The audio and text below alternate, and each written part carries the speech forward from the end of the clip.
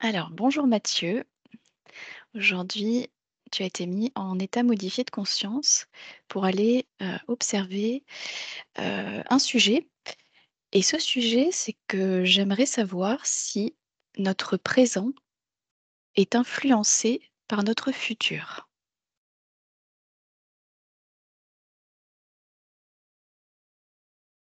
en tant qu'être humain incarné sur Terre. J'ai pas de réponse. Faut que tu reposes la question. Alors, est-ce que nos actes dans cette vie actuelle sont influencés par des événements qui ont eu lieu dans un temps qui chronologiquement sur Terre serait après 2024? Est-ce que c'est plus clair comme ça? Je sais pas. Je sais pas ce que. Alors, c'est comme si. Alors, qu'est-ce que ça m'explique? C'est possible que des êtres qui sont techniquement dans ce qu'on appellerait notre futur utilisent le futur pour communiquer dans notre présent. OK. De quelle manière? Je sais pas.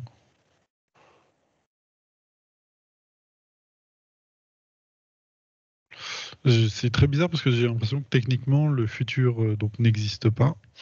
Il n'est pas préécrit, mais j'ai l'impression que il y a quand même des espaces dans lesquels on pourrait les attribuer au futur, mais qui sont dans notre présent.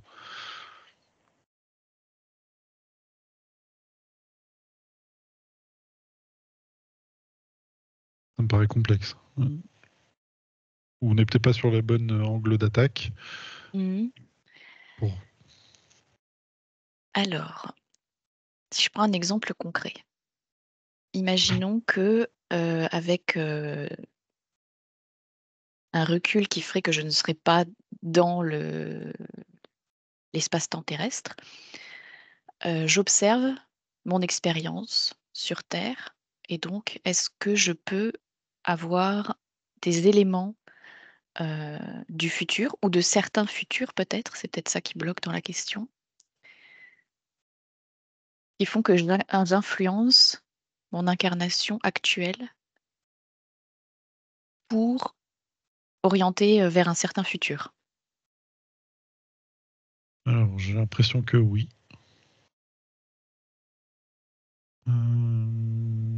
Alors, ça me le montre autrement. C'est que quand on a fini une incarnation, par exemple sur Terre, il est possible que quand on sorte de cette incarnation sur Terre, on récupère l'ensemble des mémoires des vies qu'on a eues avant ou après, et qu'elles sont comme réunifiées pour se Mmh. reconstituer nous-mêmes. Je sais pas si c'est clair. Oui. En gros, on reste toujours la personne qu'on a été avec la mémoire de ce qui s'est passé sur Terre pendant cette incarnation, mais on Mmh. récupère des vies qu'on avait oubliées, qui étaient là, hein, mais juste pas présentes Ouais. quand on était incarné. Et certaines d'entre elles sont dans ce qu'on pourrait appeler le futur. OK. Ce serait comme, se brancher à un disque dur externe après Mm. notre Qui incarnation? te donne la suite comme, alors, entre guillemets, hein, comme la suite de Mmh. l'histoire, alors que tu ne l'as pas encore regardée et qu'elle n'a pas encore eu lieu. OK. C'est là où je comprends pas trop. Parce que du coup, j'ai posé, bon, bah, ça veut dire que le futur est déjà écrit. Ça Mmh. me dit non, qu'il y a un passé, qu'il n'y a pas de futur, mais qu'en même temps, comment ça se fait que lorsque l'on. Pourquoi on accède à tout cet ensemble? Je sais pas. Et si je dis que, par exemple, comment dire? Qu'il y a une sorte de réactualisation de ces futurs à la fin de notre vie selon ce qui s'est passé, selon ce qu'on ramène comme mémoire de cette vie actuelle. Oui, Est-ce que ça ça paraît paraît correct. cohérent? Tout comme on peut réajuster notre passé. OK. C'est plus facile à comprendre qu'on réajuste notre passé plutôt que notre futur. Mmh. C'est-à-dire que, par exemple, dans une session client, on peut très bien aller dans une vie passée qu'on a eue sur Terre, changer le cours des choses pour que il n'y ait pas eu une agression. Ce qui fait Ouais, que on va changer le cours des choses pour qu'on n'a plus le traumatisme de l'agression dans notre présent. oui.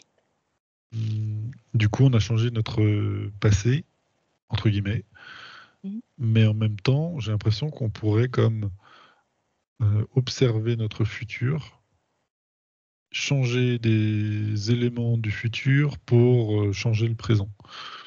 Mmh.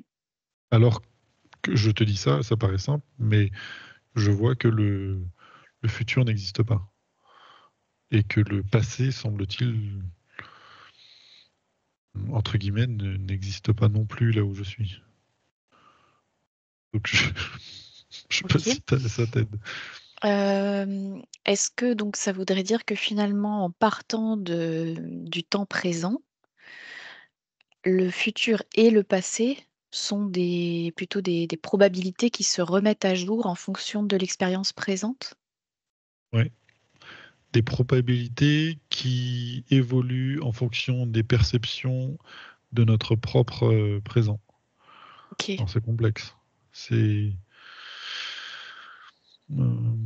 ça, pour expliquer, c'est un peu comme, tu sais, les diapositives à l'époque où elles passaient d'une à l'autre. Je sais pas si tu te souviens de Mmh. ces Ouais. vieilles appareils. Et on est toujours forcément sur la diapositive actuelle. Oui. Et c'est comme s'il y avait possibilité d'accéder à la prochaine Mmh. et de les modifier ou d'en choisir une ou deux, tu vois, des différentes. Mais celles-ci peuvent être modifiées en fonction de la plage fréquentielle de la perception que l'on a de la prochaine. Et que c'est complexe. C'est comme si on pouvait pas changer le futur, mais accéder à une gamme fréquentielle que l'on a choisie. Mais on ne peut pas choisir ce qui va se passer, mais juste la possibilité sur la gamme fréquentielle. Les probabilités, en fait. Je ne sais pas comment OK. expliquer, mais on peut choisir un ensemble de probabilités sur 100, par exemple. Il y a, Mmh. et sur les lignes de temps qui se proposent, on peut décider que ce sera euh, le curseur, si tu veux, sera les 10 premières, les 10 du milieu ou les 10 plus hauts, et ça rentrera dans l'une des 10. Et il y a plus de probabilités quand le temps est plus loin. Euh, voilà, je ne sais pas si c'est très clair. Ouais. Mais Ouais, ce ouais. qui est bizarre, c'est que tu peux choisir à la fois ton futur, en tout cas, c'est pas vraiment choisir, mais en tout cas, choisir le curseur dans le futur, mais aussi dans le passé. OK. Hem, alors donc là, tu as pris l'exemple d'une personne qui décède, qui a accès à ce disque dur externe. Mm. Est-ce qu'il y a un autre moyen, en étant incarné sur Terre, autre qu'en décédant, d'avoir accès à ça? Oui, en permanence. En tout cas, ça me dit ça. En OK. permanence, on a accès à cette frise de temps ou de. Alors qu'est-ce qui, différencie le moment où on décède? Est-ce qu'on a plus de enfin voilà, qu'est-ce qui différencie? En fait, quand tu décèdes, tu as un peu tout ce qui s'est déjà passé et qui est la somme de toutes les probabilités et tout ça est réuni en même temps. Ce qui fait que c'est comme si toi, tu étais une clé USB sortie de l'ordinateur Mmh. qui va faire son expérience, qui, elle, peut choisir un peu un ensemble de données qu'elle va choisir à rentrer dans cette clé USB. Une fois que tu décèdes, tu en fait récupères cet amas d'expérience et tu viens la mettre dans l'ordinateur. Et du coup, tu n'es pas juste cette clé, mais aussi l'ensemble des autres mémoires qui se Mmh. révèlent, enfin qui sont retrouvées en fait. OK.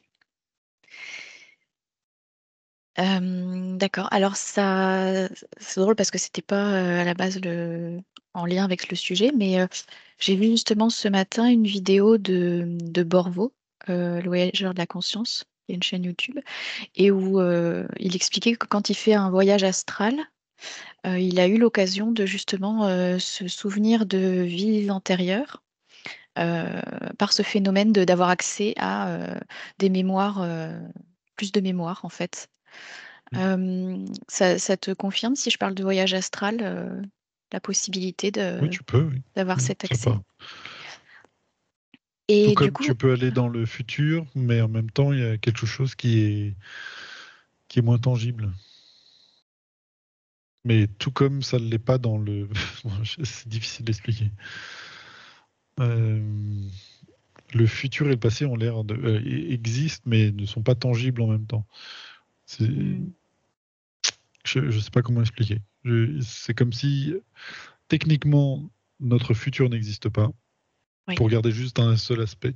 Techniquement, c'est impossible, par exemple, pour nous de d'écrire le futur dans l'état où je suis, mais Mhm. je peux décrire des possibilités de futur et faire des prévisions sur les éventuelles possibilités. Mais Ok, j'arrive pas à isoler une seule ligne de temps. En gros, c'est un peu ça. ok. Quand Et tu... Ouais, vas-y. non, vas-y, vas-y, vas-y. Quand tu décèdes, tu as accès à toutes les lignes de temps qu'ont au curé, sachant Mhm. qu'elles ne sont pas non plus fixes et qu'elles peuvent elles-mêmes être modifiées. C'est un peu bizarre. Mm. Ok. Parce que c'est comme si cet ordinateur, enfin une fois qu'on on a accès à l'ordinateur, on peut isoler notre clé USB et refaire une expérience euh, qui serait par exemple dans le futur ou éventuellement dans le passé. Du coup, il n'y a pas de sens chronologique des fois sur Ouais. l'expérience qu'on va faire, où on pourrait se dire, bah, on fait une vie ici, puis on fait Mhm. la vie d'après, et puis ainsi de suite. Et des fois, ça va dans le sens inverse. Ouais. Donc ça veut dire que par exemple, là, à la fin de notre vie, on pourrait se réincarner au Moyen Âge. Exactement. Mhm. Et le fait de s'incarner au Moyen Âge ne va pas forcément euh, être sur la ligne de temps qui va amener à notre présent aujourd'hui. Ouais.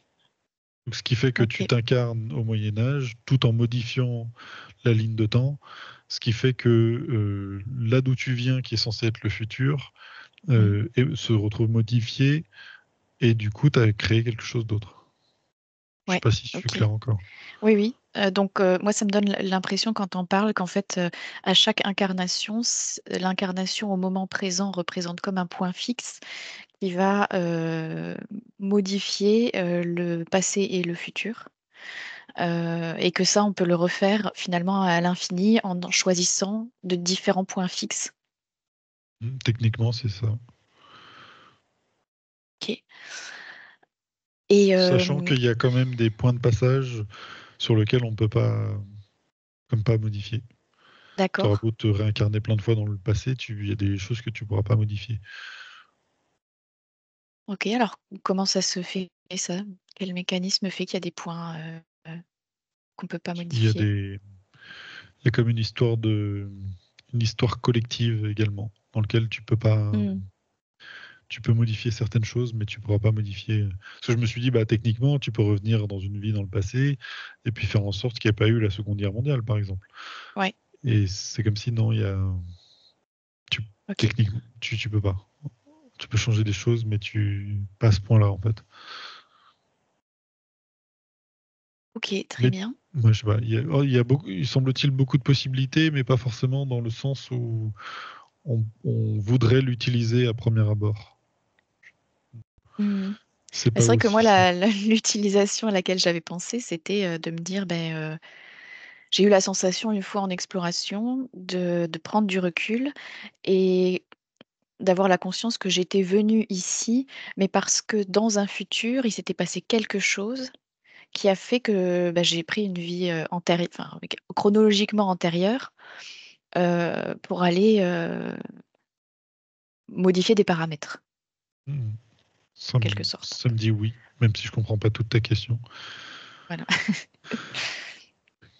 Ok, Que, oui, ça me dit oui. Mhm. ça va. Au moment où on a accès à cette sorte de disque dur externe, donc à toutes nos mémoires, est-ce que cet accès, c'est pour des mémoires uniquement terrestres ou c'est des mémoires où c'est plus large? Oui, c'est très partout. large. Mm. Ok. C'est le fil de toutes les mémoires qui te relie. Et ça fait un peu comme une sorte de construction, comme un arbre, où du coup tu deviens la branche. Et tu peux même aller encore plus loin avec jusqu'à arriver dans le tronc dans lequel tu as accès à toutes les mémoires collectives de tout. Mm. Donc tu restes la feuille tout en Oui. étant l'arbre dans son ensemble, qui inclut les racines, qui inclut tout. Donc en fonction de là où tu te positionnes, tu pourras avoir accès à plusieurs choses. Ce qui est assez intéressant parce que tu pourrais limite être une feuille et puis presque dézoomer comme sa situation pour aller devenir une feuille mais à l'autre côté de cet arbre. Mm. Ok. Et quand tu vois cet arbre, donc on a vu dans une exploration précédente que c'est comme si chacun avait sa couleur.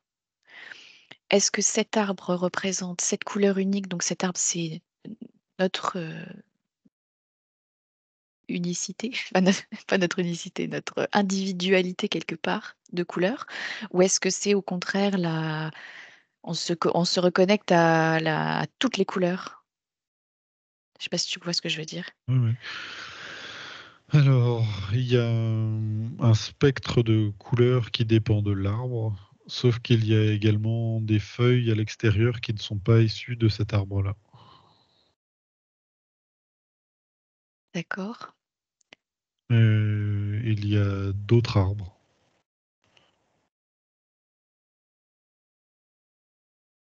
Oui. Ok. Et ok. Comment ces feuilles qui sont pas de la même couleur se retrouvent sur cet arbre?